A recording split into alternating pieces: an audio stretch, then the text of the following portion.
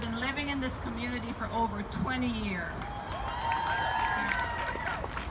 I do a lot of work, volunteer work in different organizations, and you may recognize my name from the last election because my big purple name tags was on my big purple signs with my name running as a trustee. So, you know what? I am a little bit nervous, so you may hear me stumbling a little bit, but just ignore that. I also get a little emotional, so I'll also ask you to ignore that too. Now, I love Dr. Martin Luther King. And because I love him so much and I always read his materials, I found a quote that he made quite, of course, a long time ago that I thought was fitting and appropriate for this time and for our march. I'm going to read it for you, and I'm going to ask you just to listen to it and presence yourself to this quote. And the start is, power without love is reckless and abusive. Do you hear that? Power without love is reckless and abusive.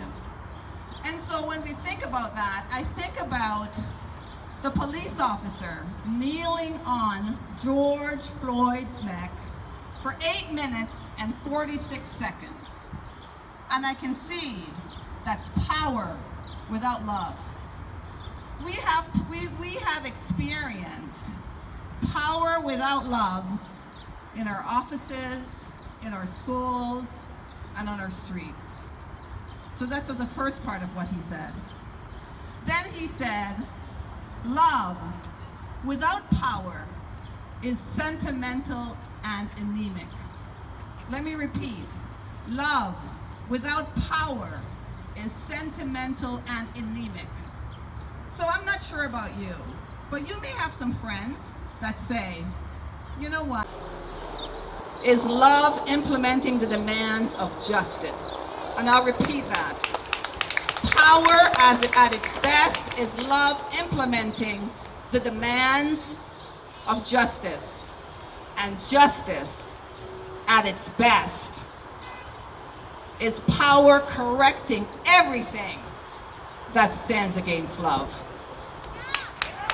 So I'll repeat that again. Justice as its best is correcting everything that stands against love. Today, we're here to take a stand. We're here to stand against everything that stands against love. Now, like you, when I saw the heinous killing of George Floyd, and when I hear about what has happened to Reese's, what has happened to that Indian man that was shot in his home, that was killed in his home, you know, I was upset and I was sad, really sad. So remember I tell you I get emotional? I was really sad. And I said, I have to do something. I gotta do something. And fortunately for me, I received an email from someone who too wanted to do something. One person. And we got together and created a committee, a large committee of young people and people that are in the community. And that's how this protest, or at least, yes, this protest was created. And you're going to be able to see them. You're going to meet them. They're going to speak with you. They're going to be chanting with you. They have created petitions. You'll be seeing them on the petition tables. So you'll have a chance to meet them for yourself. But before I do that, I just wanted to share with you, the reason I mentioned that is that one person can make a difference. You as one person can make a difference in your workplace. You can make a difference with the police. You can make a difference in your everyday life. You, as one person. That's how we created this committee. Now, before I get started, I wanted to say the prayer of protection that the Unity Church uses. Just to say that before I go on. So I'll say this first. So the light of God surrounds us.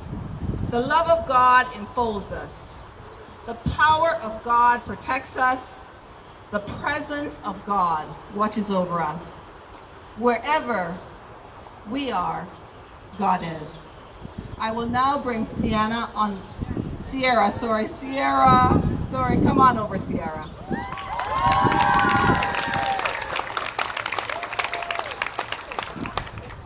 Hi, can everyone hear me? Okay, awesome. So I just wanted to go through a couple rules before we start the march. So the first thing I really want to highlight is just respect for our environment. We were lucky to be able to get this space to march and to meet and to rally. So I do ask that any trash that you have, you just throw away, you keep with you. We want to, refrain from littering. Just respect for the environment. There's trash cans all around here, and as well as our routes. So you should have no problem, throwing stuff away, So next, our route will be starting at Esplanade Park, so here, and then we'll be marching on Glenana, onto Kingston, over to Riverpool, down Pickering Parkway, and then back to here. And we do want to emphasize that the roads have not been blocked off, so you're only going to be marching on the sidewalk. And we do also ask that if you see people who aren't on the march, on the sidewalk trying to get past, make room for them to just walk past. It's not being rude. And anyone who, we also want to remind you guys that there is a pandemic going on, and to make sure that we try to practice social distancing as best as possible to the best of our abilities. I'm seeing that almost everybody in this space has masks on, so we really encourage that if it's feasible to all of you guys to keep your masks on throughout the march.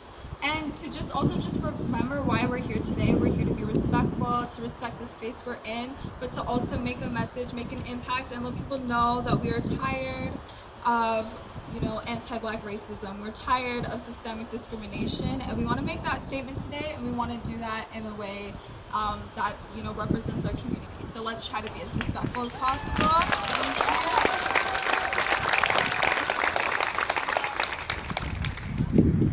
Okay, so we have those three people holding the signs that say "Break the Chains." Just over there are volunteers. They're wearing the yellow wrist armbands. We ask that you all line up behind them, and that's how we'll start the march. Make sure that you please stay behind them. Don't walk in front of them. They're going to be the people that you follow just along the route.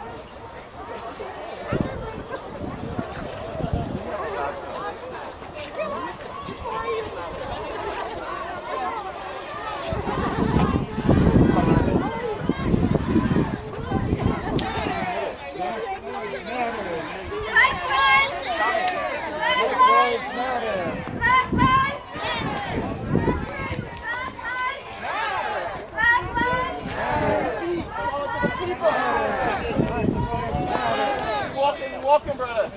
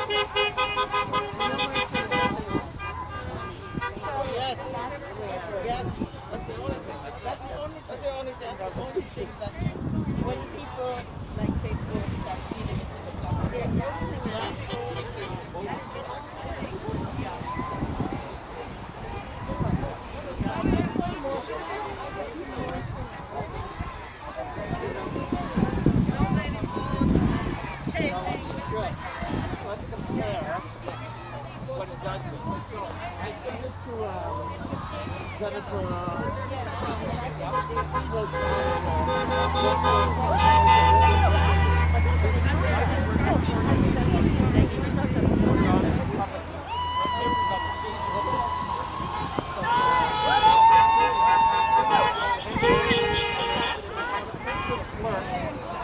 Put on the agenda.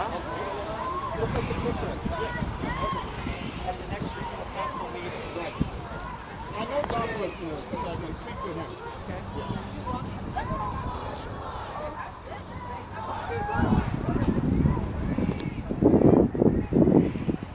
That part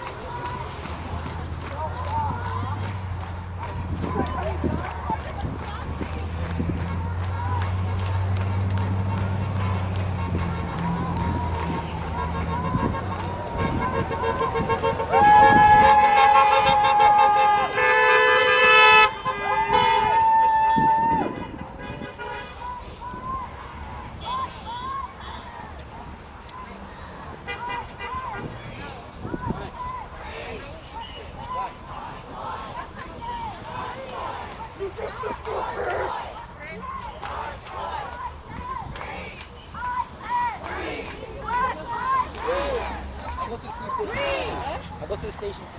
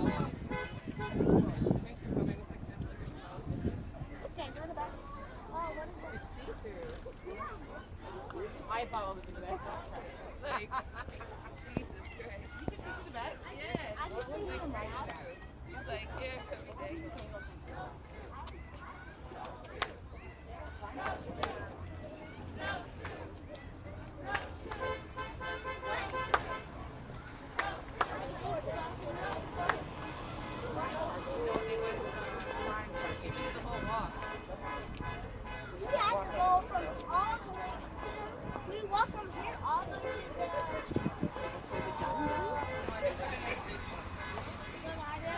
Right, they're gonna do some in the park, right? I think so, yeah. Because school thing is gonna try and contact you.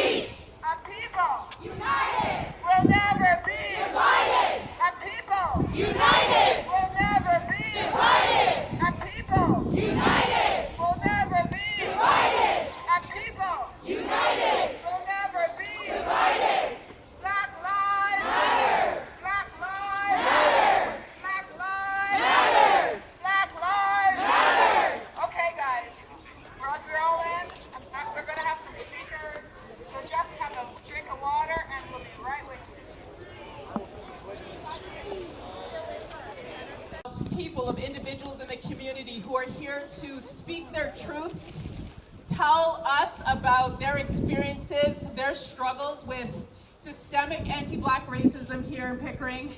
And not only that, but hear their recommendations and their ideas for how we can change this, how this should be changed. We have invited, Break the Chains Pickering has invited the mayor of Pickering. We've invited the MP, MPPs, and city councilors, because we want them to hear firsthand what our issues are, what our concerns are, that it does exist here in Pickering. People think that it's just down south. No, it's just not down south. It's not just in Toronto. It's not around the world. It's here too, in Durham region, in Pickering. It's in the city of Pickering. We need to do something about it. And we do have, yes, and we do actually have some of them here. We have some representatives. We have Maurice Brenner. He's here. He's the MP. And we also, he's a city councilor. And we also have, I know that we have Kevin Ash. He's here. He's the deputy mayor. And we have a city councilor, Shaheem Butt. He's also here. And any representatives of those might be here as well. So what we were hoping that they will do is everything in their power to advocate for change in order to improve the policies, improve the legislations, so that we can actually see some change in the systems and the structures that are systemic. And we need to change the system in order to make things happen. Now, if you haven't already, we do encourage you. We have a couple tables at the back there that have petitions. We have 2 petitions.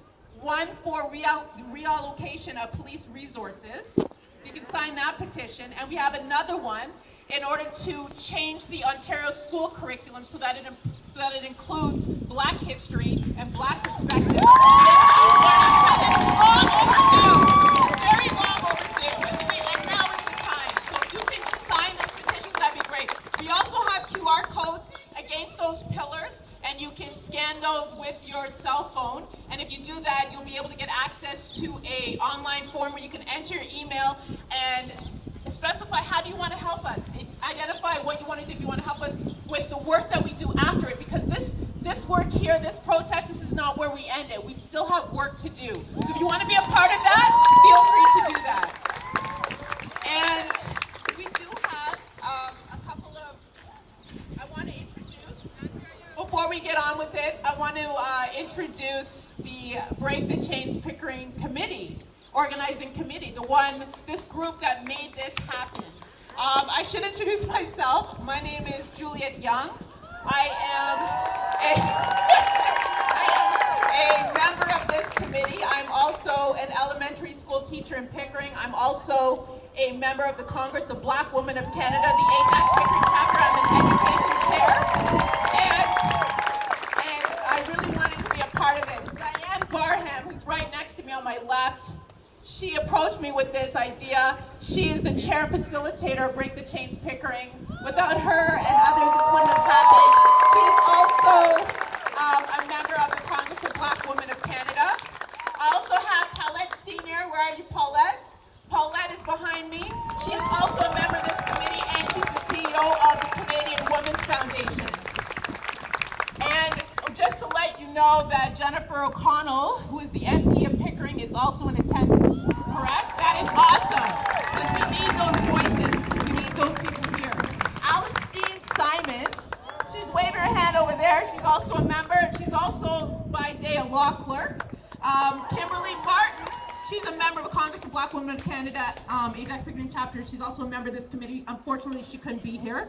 And the most important, we have a group of young activists who are a huge, integral part of this effort. Without them, this wouldn't have happened. And when I say their name, they're just going to raise their hand. So we have Tia Gale, who goes to Queen's. Where's Tia? Tia Gale, stand up, yes. She goes to Queen's University, majoring in psychology. We have Sierra Lindsay, who's at Sheridan College, and majoring in theater. Nathaniel Lucis goes to St. Mary Catholic Secondary School, grade 11 student. We have Maya Massini. She goes to Queen's. She's specializing in biology and psychology. Okesa Mona.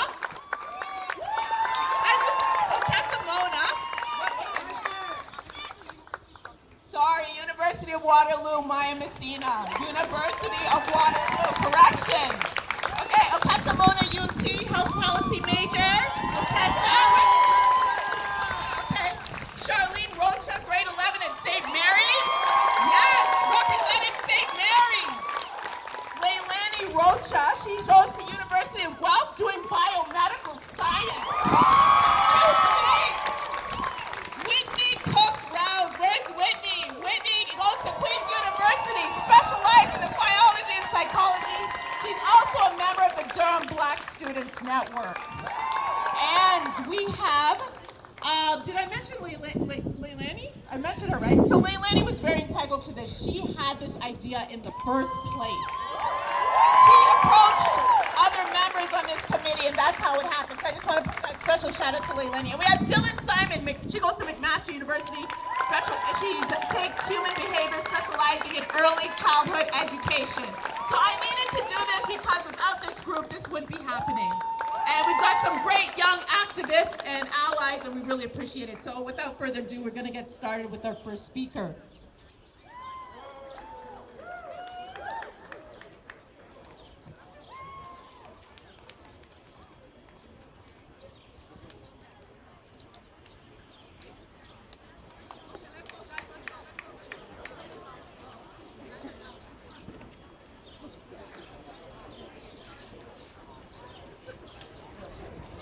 Actually, I jumped ahead of the game. It's not who are here and not here, who have been a part of the struggle for decades. What I'm most proud of today is to see these young people, these young women, these young men, and to know that And sometime in the future, I'll be able to be in my rocking chair knowing that the future is safe. Am I right? So it's so good to hear them. I feel as if I don't have to say a damn thing today. You know, I feel as if it's going to be all right. But it's not going to be all right because we had a decision yesterday that really speaks to the fact that the work continues, that the struggle continues, that the work we have to do to get justice in Durham, in Ontario, in Canada, needs to continue from here because our lives matter and because justice is not yet achieved. Because justice is still far-fetched from us. And until, as Bob Marley said, the philosophy that keeps one race superior in white supremacy, superior over another race, we shall have, what shall we have? What shall we have? Now, it's a good thing that the politicians showed up today, some of them only at the beginning, I don't know if they marched, and it's great that if you're still here, but let me tell you this, these young people are coming for your offices if you don't do the right thing. They're coming for you if you don't do the right thing. And if you don't do the right thing, they're gonna kick you out. So do the damn right thing and make sure that the police get charged and prosecuted. Make sure that our education system represents everybody. Make sure you say that Indigenous lives, Black lives, racialized people's lives matter. Make sure you know that we're watching you. And we will not go silent into any night. That we're standing up for our rights today. So I'm glad to see you. And my good friend Rain, who came from Toronto today, I asked her to help me out, and she put together a list of all the people that's been killed since 1977 in Canada by police. And I mean Black people, racialized people. I also mean those people who are Indigenous. And you know, when I think about the lives that have been taken, stolen, murdered, as we stood, as we heard, in silence. Now that we have video, it's starting to make a difference. But with or without video, these lives were taken and stolen from us. Am I right? 150 names, people. Now, I know I don't have time because Dan's going to pull me off in a second. She doesn't want me to fall. She's such a good friend. So I'm going to pull the names up because, of course, it went down. And I'm going to read some names. But first, I want to share with you some of the names that got me politicized when I was in university at York. And this was a long time ago, and I don't care if you know my age today, but let me tell you, I remember in 1977 when Lester Donaldson was murdered. Who remembers Lester Donaldson? Right? All my gray-haired friends will remember Lester Donaldson. Right? But I remember that. But the one that got me to the streets, that had me put my marching shoes on, was Wade Lawson in 1988. Who remembers Wade Lawson? Shot in the back of the head with a hollow point bullet. And the story that the cops told was that he was driving towards them, but he was shot in the back of the head. Right? That's what we're dealing with, and that's what continues today. And we're saying that that's enough. Enough is? Enough. Enough is? Enough. It's enough. So that was in 1988. Since 2000, 150 people dead. How is that possible? How is that possible? And why, as Canadians, our allies, why are you standing silently and taking this shit? Why? Why is that okay? Why is that okay? Why is it that we're paying our tax dollars to have them kill Canadian citizens with impunity? That's not okay. That's my tax dollars. I don't pay any less because I'm Black. Do you? Do you pay any less?